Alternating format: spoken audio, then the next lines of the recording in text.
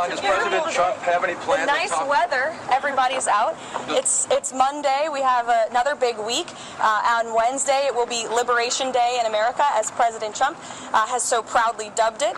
The cabinet will be here for the event. It'll be our first Rose Garden event of this administration. So you all will be invited to attend and cover this historic moment. The president will be announcing a tariff plan that will roll back the unfair trade practices that have been ripping off our country for decades. He's doing this in the best interest of the American worker.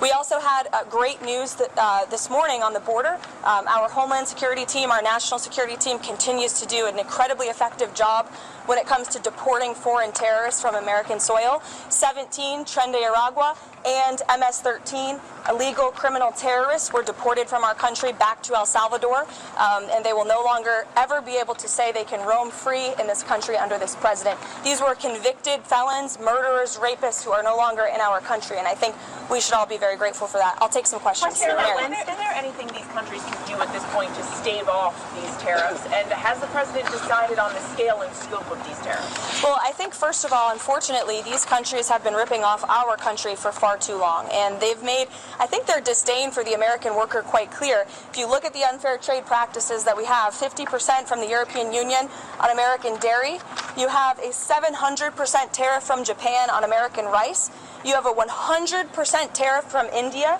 on American agricultural products, you have nearly a 300% tariff from Canada on American butter and American cheese. This makes it virtually impossible for American products to be imported into these markets, and it has put a lot of Americans out of business and out of work over the past several decades. So it's time for reciprocity, and it's time for a president to take historic change to do what's right for the American people, and that's going to take place on Wednesday. And what about the scope of them? He said yesterday he would be more generous. What does that mean?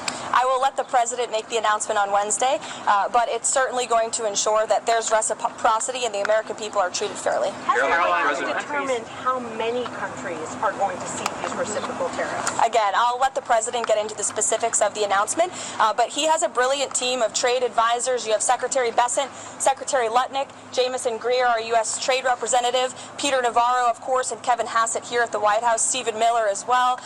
The Vice President has been deeply involved in these conversations.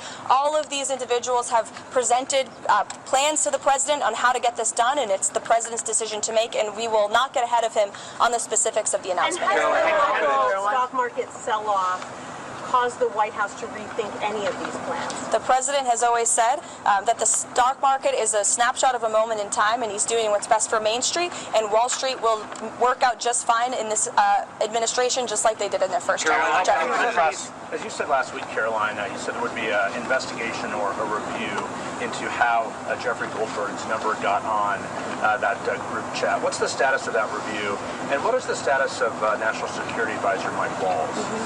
As the president has made it very clear, Mike Waltz continues to be an important part of his national security team, and this case has been closed here at the White House as far as we are concerned. There have been steps made to ensure that something like that can obviously never happen again, and we're moving forward, and the president and Mike Waltz and his entire national security team have been working together very well. If you look at how much safer the United States of America is because of the leadership of this team. On the tariffs, are there going to be sector-by-sector announcements this week at the event you're alluding to? Is it going to be focusing on sectors or more country-based tariffs? The goal of Wednesday are country-based tariffs, but certainly sectoral tariffs. The president has said he's committed to implementing them, and I'll leave it to him on when he makes that decision and that announcement. Caroline, does President Trump still plan to talk to President Putin this week, and if so, when? I don't have a readout for you on that call, but as always, we'll provide a readout. Usually the president likes to let you guys know first, especially for big calls like that. Steve? Any exemptions for farmers being considered for these tariffs? No exemptions at this time.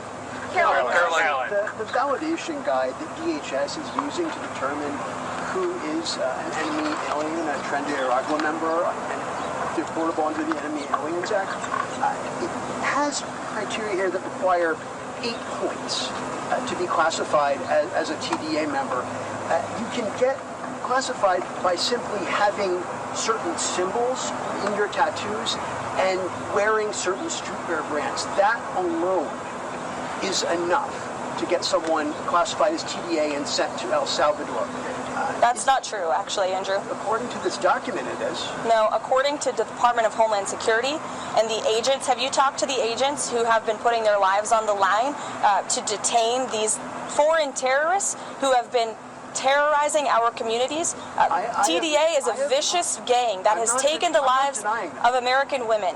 And our agents on the front lines take deporting these people with the utmost seriousness, and there is a litany of criteria that they use to ensure that these individuals qualify as foreign terrorists and to ensure that they qualify for deportation. And the president made it incredibly clear to the American public that there would be a mass deportation campaign of not just foreign terrorists, but also illegal criminal aliens who have been wreaking havoc on American communities. And shame on you and shame on the mainstream media for trying to cover for these individuals who have. This is a vicious gang, Andrew. This is a vicious gang that has taken the lives of American women. The government filed in court, which says all. And you said yourself there are 8 criteria on that document. They need 8 points. And you are questioning the credibility of these agents who are putting their life on the line to protect your life and the life of everybody in this group and everybody across the country. And their credibility should be questioned. They finally have a president who is allowing them to do their jobs, and God bless them for doing it. Caroline, what method would the president use to potentially run for a third term? As he said, there are methods there. Look, you guys continue to ask the president this question about a third term, and then he answers honestly and candidly with a smile, and then everybody here melts down about his answer. The president talked about this last night on the plane. He said, it's not really something we're thinking about. He has 4 years. There's a lot of work to do. We've done a lot in these nearly first 100 days, and the American people love what this president is doing, particularly when it comes to efforts to secure the border. How confident is President Trump in that he can get a peace deal done in Ukraine? How confident is President Trump that he can get a peace deal done in Ukraine? Well, look, the president is working incredibly hard to get a peace deal done between Russia and Ukraine, and he has expressed his displeasure with comments that have been made by leaders of both sides of this conflict. He has expressed what he believes needs to take place in order to see this conflict come to an end. He continues to work very hard on it, and our teams continue to be engaged. Caroline, can countries that don't have tariffs on the US but may have other forms of non-tariff trade barriers, I'm thinking in my case of Australia, can they expect to be hit on in Wednesday's announcement, or can they expect to be left out and dealt with another time? Again, I'll let the president make the announcement on Wednesday, but I think any country that has treated the American people unfairly should expect to receive a tariff in return on Wednesday. Caroline, you talk about the European Union. Is the president expected to impose those tariffs in blocks, or will he distinguish countries within those trading blocks? Again, I will let the president get into the specifics of the announcement. It's his announcement to make.